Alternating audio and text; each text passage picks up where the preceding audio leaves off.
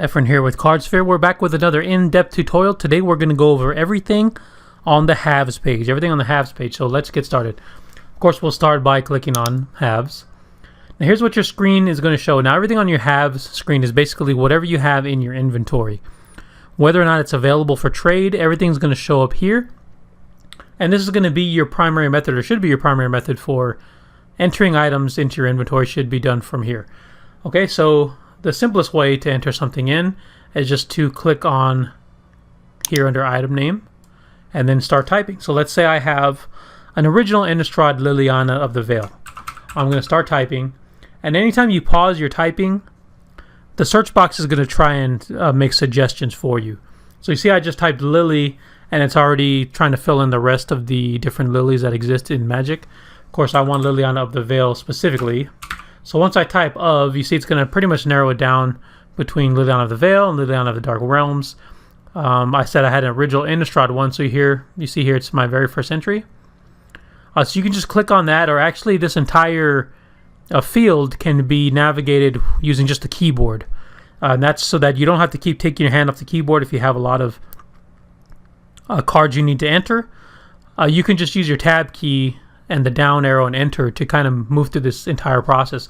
So let's say I had a couple Liliana of the Veils. So I can just hit down on the keyboard so it highlights the edition I have. I said it's Innistrad. And then hit enter, it'll fill it out. And then if you watch, every time I hit tab, it's going to go over to the next field. So let's pretend I have 3 of them. We'll say I have 3. Status is going to be whether or not this item is for trade. So active is going to be the item is for trade. I want it to show up when I click send so I can match it to send to other people. Or if you just want to enter it to keep track of it in your inventory, you can always go down to paused and enter them as paused.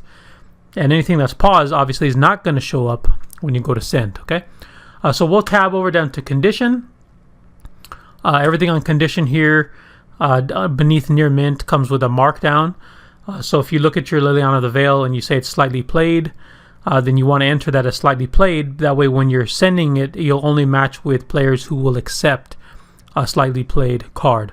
Okay, but for this instance, we're going to say that mine is near mint. So I'm going to highlight near mint, 100%. Go down. Finish is either foil or non-foil. Now if there is only a foil version, for example, the ultimate box topper version is only foil, then you won't have an option here to click on non-foil. Okay, language is another self-explanatory one. You select your language here. I'm going to go with English. Now when you go on to tags, this is where you can help really manage your inventory and keep track of everything that's in here. So I'm going to pretend that this Liliana of the Veil, I'm keeping it in a black trade binder. So I can hit down to look at my existing tags. As you can see, there's not one for black trade binder. If it was in my red binder, I could just accept this one. But I'm going to make a new tag. So I'm going to start typing black trade binder. And then hit enter.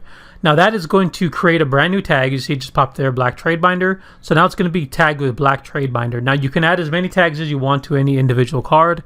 If you really want to get granular with it and detail your collection, maybe you're saving this as a spec, or you want to put what deck this is in, you can tag it as many times as you want. I'm just going to say that it's in my black trade binder. And then I'm going to go over to click add have. And it's going to show up down here on the bottom. There's my 3 Liliana of the Veil, as you can see. The edition is correct, near mint, non-foil, and then it shows me the price and the date I last modified it. Okay, and then of course here's my tag of black trade binder. Now if I made a mistake here, I could just click on this one particular entry, and then you're able to edit all of these fields. You can change the tag, change the condition, even the edition. You can pull down here and change. Okay, but let's say this is correct. I'm going to hit save, and that's that easy to enter a have. Now, if you have a large collection that you manage somewhere else, the easiest way to enter the have is going to be from the Actions tab. So we're going to go through this real quick. We're going to skip the filters real fast to shoot over to Actions, because Actions is where you can import an entire collection if you have one. So let's say you already manage your collection on a site like Deckbox, or maybe you scanned a bunch of cards with Delver Lens, or any other kind of tool that's out there to build a collection, and you want to bring it over to Cardsphere to start trading with it. This is where you do it. You go to your halves page and then you click on Actions, and then this very first option here that says import, that's going to let you import a CSV file. And Cardsphere has built-in compatibility with CSVs from a bunch of sites. Deck Box, Delver Lens, Magic Card Market, TCG Player, Echo MTG, a whole bunch of ones. They'll support almost anything. And if you have any issue with the CSV, you can always hop in our Discord or contact us by email, and we'll help you get it imported. So I'm just going to click down here on Choose CSV. And you see I have a list here waiting for me. Okay, so new import job. When I'm importing this file, I want to make sure that I only get the correct cards that are on this list. So it's a little bit different than importing wants, because wants sometimes you just want to accept any addition. But when you're importing halves, you really want to make sure that either your specific card that you have gets added or nothing at all. You don't want the incorrect cards imported. Okay, so you can also tell it to ignore if there's no condition on your CSV. It can just ignore the card, or it can set it to a specific one.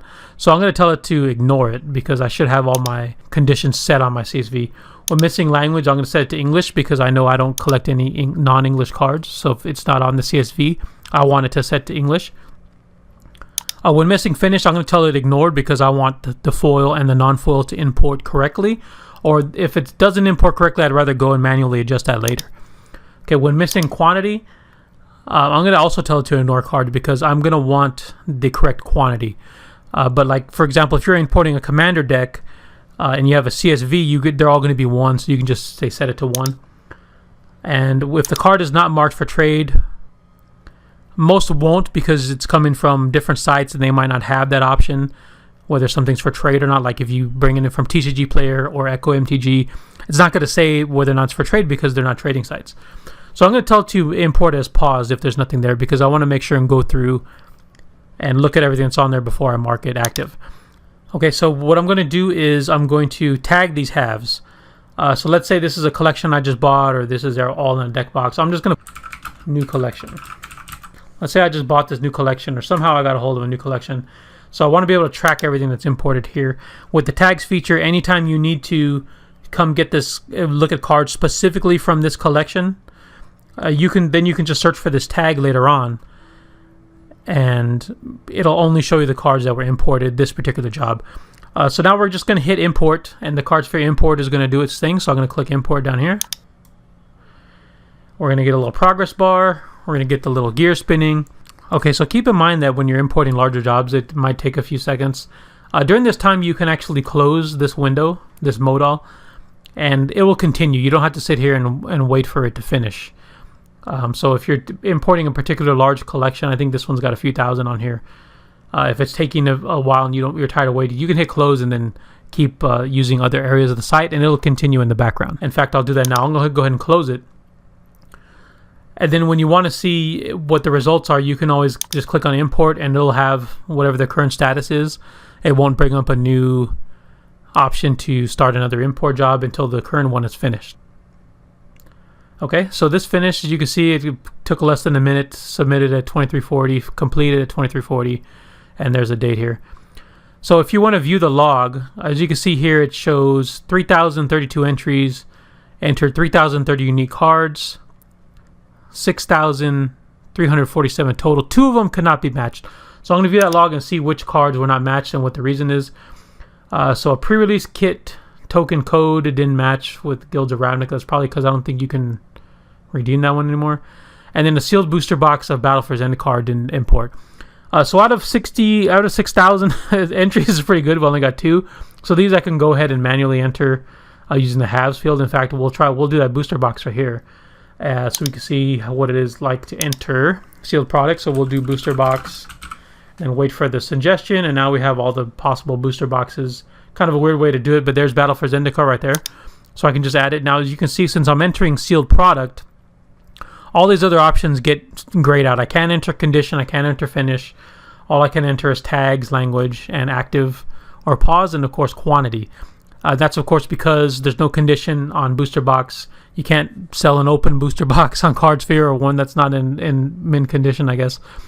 And finish, obviously, there's no foil or non-foil version of a booster box. So I'm going to go ahead and add that halve, and there we go. Now all my halves are imported. And you can see earlier I had something like 47. Now I have 6,376. Okay, so now we're going to go to this tab we skipped over earlier, and you'll know why when I go there. So filters is a way for you to narrow down your halves. If you have a massive collection or a sizable one, like the one we're dealing with now, we have over 6,000 entries here, and you're looking for a particular card, you're never going to find it just by scrolling down until you happen upon the one card you're looking for. You want to use the filters tab to narrow down the cards that you have. Now, of course, the simplest way, if I wanted to find that Liliana the Veil, for example, is just to type in the name here and then hit filter. That's the easiest way to find it, and here's all my anything that matches Liliana. So there's the Liliana the Veils I entered earlier, and then the two other Liliana's Indignation, Liliana's Reaver, any card that matches it. Of course, I was looking for this one. Here's where I can edit it. But let's say you're not looking for a specific card. You have all these other options to help narrow down your collection. For example, let's say you wanted to tag all your cards that were cheap bulk cards, anything under $1. You want to filter them down and label them as bulk, so you'll know when you get matched on the send page, you should just send it because it's a card that normally doesn't trade or can't be buy listed. So what I'm going to do is I'm going to go down here to index price. I'm going to type in $1, and then I'm going to filter. And it's going to go through and only show me cards in my collection that are under $1. You can see everything here is 20 cents, 17 cents, 31 cents, 21 cents, and so on. Everything here is under $1. So now I can tag anything here that is under $1 so that later on I can help sort it out. So I'm going to look and see I already have a bulk tag. So what I'm going to do is I'm going to go back to the Actions tab, and then I'm going to tag or untag everything here. So when you go to the Actions tab and you've already applied a filter, it's going to give you this option to select tag. So what I'm going to do is click on the bulk tag because everything's under $1.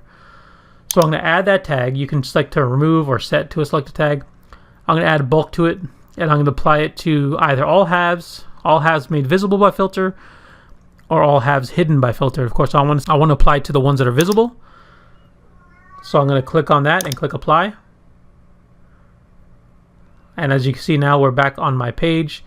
All my cards under $1 are labeled with bulk. Of course, all these were imported during that new collection import, so now they have 2 tags. So now we can find them by searching for either tag. Okay, so let's go back to filter and do reset and just see some other ways we can narrow down cards with the filter. So I'm going to reset it, and that's going to show all my collection again. You see the numbers back to 6,376. And this is a way for you to get granular with your collection, narrow down things. Let's say you only wanted to send cards. Really, the filter tab and the tag feature are really powerful tools to manage your collection. Also, filters, a lot of these are self-explanatory. We're going to go down. You can filter by item name. You can filter by set. You can filter by condition if you want to see all your near mint cards, or for whatever reason, your heavily played cards.